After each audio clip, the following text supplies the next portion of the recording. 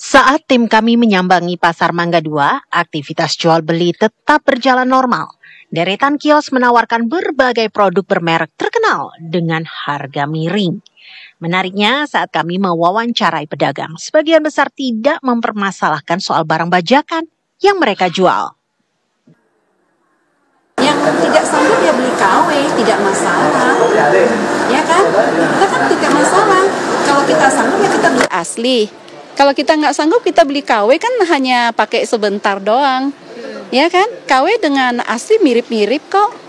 Ya kan? Tidak masalah kok. Berarti tidak masalah ya? Tidak masalah. Tapi kalau misalnya pembeli di Mangga 2 ini banyak yang beli KW gitu nggak sih, Bu? Sebenarnya tidak begitu ya, tidak begitu juga ya. Ya kalau mereka mau beli KW ya silakan. Ya mau beli asli ya silakan gitu ya, nggak ada masalah. Berarti kalau untuk barang KW itu nggak masalah menurut Ibu? Nggak masalah. Nggak masalah. Indonesia kan duitnya masih tidak semua masyarakat bisa beli yang asli. Ya kan? Gajinya kan bisa tahu. Tapi Amerika Serikat mempermasalahkan hal itu. Tanggapan Ibu gimana? Sebagai penjual. Iya, dia boleh mempermasalahkan. Tapi kita ukur kita punya kantong kan? Iya kan? Nggak masalah itu. Hal senada juga diungkapkan beberapa pembeli. Bagi mereka, harga yang terjangkau jauh lebih penting ketimbang keaslian produk. Harga juga semuanya lah ya. Model Terus sama yang apa ya? Yang pasti yang cocok lah buat kita lah gitu lah. Menurut Ibu penting nggak sih belanja harus asli, harus original atau KW juga nggak apa-apa? Kalau saya sih enggak ya, yang penting saya suka aja. Soalnya kalau asli kan harganya wow. Berarti kalau misalnya KW tapi nyaman, harganya murah, Enggak apa-apa, tetap enggak masalah. Yang penting nyaman dipakai. Soalnya kan KW sama asli hampir sama ya. Enggak beda. Ya, cuma beda tipis Beda tipis aja. Bahan juga hampir sama. Kalau yang kadang-kadang ada juga orang yang nggak memperhatikan apakah itu KW atau bukan, ya dipikir ini kok mirip banget nih gitu kan. Iya. Ternyata kalau yang udah paham sama brandnya, aslinya ya pasti tahu lah ya gitu kan. Pemerintah sendiri terus berupaya menekan peredaran barang bajakan di Indonesia. Kementerian Perdagangan bersama aparat terkait akan melakukan razia dan sosialisasi soal pentingnya perlindungan hak kekayaan intelektual. Meski begitu, permintaan pasar yang tinggi terhadap barang murah menjadi tantangan tersendiri untuk menekan peredaran produk tiruan ini. Dari Jakarta, Sekarwanda Ashari, TV One mengabarkan.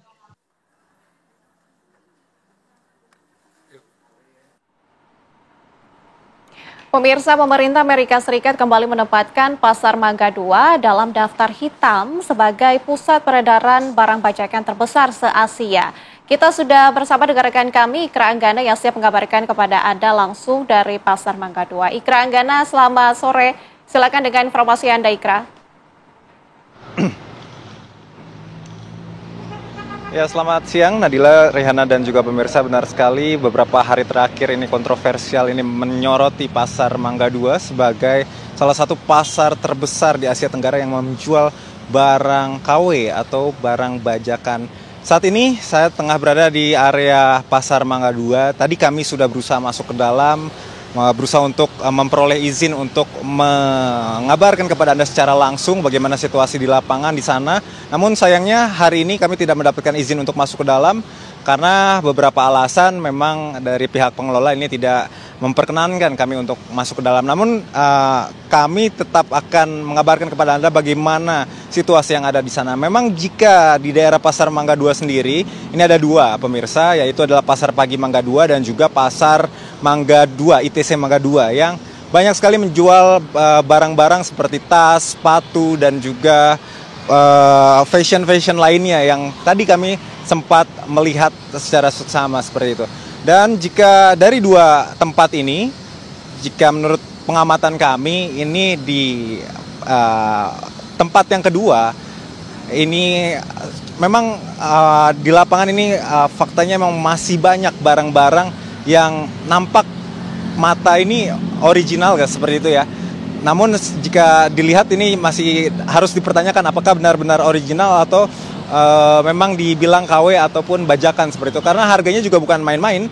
Beberapa barang seperti sepatu yang jika kalau di luar negeri ini harganya bisa sampai puluhan juta rupiah. Tadi kami sempat menemukan harganya ini sekitar 1 hingga 2 juta rupiah saja. Dan seperti tas-tas yang merek-merek mewah seperti itu, merek-merek Eropa ini juga masih terpampang dijual di dalam mall yang ada di sekitar Pasar Mangga 2 Jakarta.